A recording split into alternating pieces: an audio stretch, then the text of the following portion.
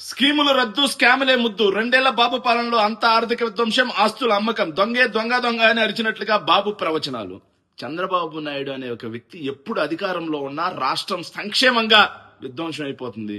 ఆర్థికంగా రాష్ట్ర ఆర్థిక విధ్వంసం అనేది చంద్రబాబు నాయుడు గారు అధికారంలో ఉన్నప్పుడే జరుగుతుంది. అది 1995 నుంచి 2004 వరకు చూసుకున్నా, 2014 నుంచి 2019 వరకు చూసుకున్నా సరే రాష్ట్రం సంక్షేమం ఎక్కడా కనిపించదు, అభివృద్ధి ఎక్కడా కనిపించదు. కేవలం బూటకపు మాటలు, ప్రచార ఆర్భాటాలతో రాష్ట్రాన్ని విచ్చలవిడిగా అప్పులు తీసుకురావటం, రాష్ట్రాన్ని విధ్వంసం చేసి పడేయటం. 2019 జగన్మోహన్ రెడ్డి గారు అధికారంలోకి వచ్చే నాటికి మనం బాగా గమనించాం. యనమల రామకృష్ణుడు గారు చెప్పిన మాట, ఖజానాలో కేవలం 100 కోట్లే ఉన్నాయి, వీళ్ళకి అప్పు పుట్టే పరిస్థితి కూడా లేదు, జీతాలు కూడా ఇవ్వలేరు, మాకు దొరికిన కడల్లో అప్పులు తీసుకొచ్చి పడేశాం అన్నప్పుడు రాష్ట్రం ఆర్థిక విధ్వంసం కాదా? అప్పుడు కదా నిజమైన ఖజానా ఖాళీ అంటే. జగన్మోహన్ రెడ్డి గారు 5 ఏళ్ల పాలనలో 2 ఏళ్లు కోవిడ్ ఉన్నా సరే, రాష్ట్రానికి రావాల్సిన సంపద ఆగిపోయినా సరే 4 లక్షల కోట్లకు పైగా సంక్షేమం చేసి, స్కూల్స్, ఆసుపత్రులు నాడు నేడు ద్వారా బాగు చేసి, రాష్ట్రంలో ప్రతి గ్రామంలో సచివాలయం, రైతు భరోసా కేంద్రం, విలేజ్ క్లినిక్ ద్వారా సేవల్ని ప్రజల దగ్గరికి అందించి, ఇవి కాకుండా మనం చూసుకుంటే 17 మెడికల్ కాలేజీలు, 4 పోర్టులు, 10 ఫిషింగ్ హార్బర్లతో ఉద్దానం కిడ్నీ సెంటర్ దగ్గర నుంచి చూసుకుంటే కుప్పం దగ్గర నుంచి శ్రీకాకుళం వరకు ప్రతి గ్రామంలో జగన్మోహన్ రెడ్డి గారి అభివృద్ధి మార్క్ అనేది కనిపిస్తుంది. ఇన్ని చేసిన జగన్మోహన్ రెడ్డి గారు కేవలం 3,26,000 కోట్ల రూపాయలు మాత్రమే అప్పు చేస్తే ఆర్థిక విధ్వంసమా? జగన్మోహన్ రెడ్డి గారు దిగిపోయే టయానికి ఖజానాలో 8,000 కోట్ల రూపాయలు డబ్బులున్నాయి. మరి ఆర్థిక విధ్వంసమా? చెప్పిన హామీలను తూచా తప్పకుండా పాటించారు, ఆర్థిక విధ్వంసమా?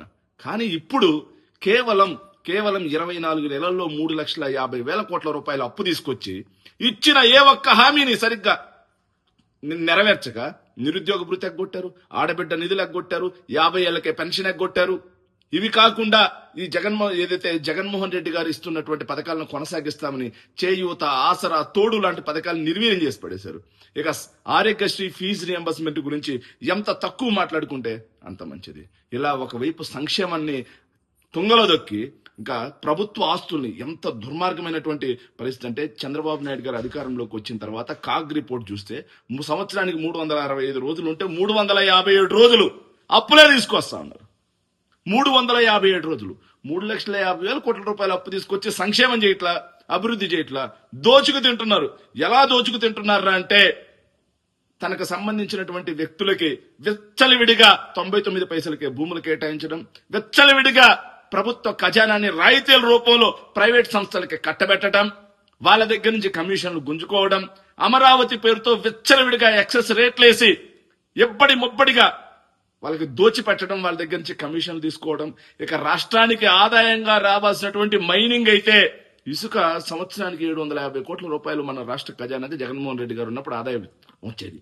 కానీ ఇప్పుడు ఆ ఆదాయం మొత్తం తెలుగు తమ్ముళ్ళ జోబిల్లోకి వెళ్ళిపోతుంది. మరోవైపు నకిలీ మద్యంతో ఎక్సైజ్ శాఖకు సంబంధించినటువంటి రావాల్సినటువంటి డబ్బులు మద్యం ఏరులై పారుతా ఉన్నా ఎక్సైజ్ శాఖ డబ్బులు రావట్లేదు, కేవలం తెలుగు తమ్ముళ్ళ జోబిలు నింపుకోవడానికి సరిపోతా ఉంది. మరోవైపు చూసుకుంటే మైనింగ్ దగ్గర నుంచి ఏదైతే సిలికా, మట్టి మొత్తం కూడా విచ్చలవిడిగా అమ్మేసుకుంటా ఉన్నారు, దోచుకు తింటా ఉన్నారు.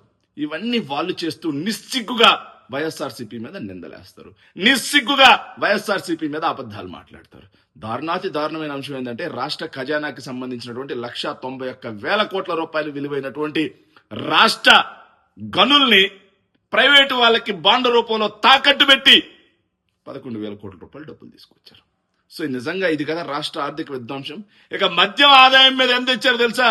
మద్యం ఏపీఎస్బీఎస్ జైలు నుంచి మద్యం ఆదాయాన్ని తాకట్టు పెట్టి బాండ్లు జారీ చేసి మరి 2025 డిసెంబర్లో 5,700 కోట్ల రూపాయలు అప్పు చేయగా, మళ్లీ మొన్నటి కేబినెట్ సమావేశంలో 11,850 కోట్ల రూపాయలు కేవలం మద్యం ఆదాయాన్ని బాండ్ల రూపంలో తాకట్టు పెట్టి తీసుకొస్తున్నారంటే, ఇక వీళ్ళ అప్పులకి అంతులేదు, వీళ్ళ అవినీతికి అంతులేదు. అభివృద్ధి చూస్తే శూన్యం, సంక్షేమం చూస్తే శూన్యం. నిజంగా ఈ 2 ఏళ్ల పాలన ప్రజల పాలిటి పెను శాపమా కాదా? ఈ 2 ఏళ్ల పాలన ప్రజలకి చంద్రబాబు సర్కారు పోడ్చినటువంటి వెన్నుపోటా కాదా అనేది కూడా ప్రజలు తెలుసుకుని విఘ్నులై చంద్రబాబు నాయుడు గారిని నిలదీయడానికి కాక్రోచ్ల అవతారం ఎత్తుతున్నారన్నది మాత్రం సుస్పష్టం.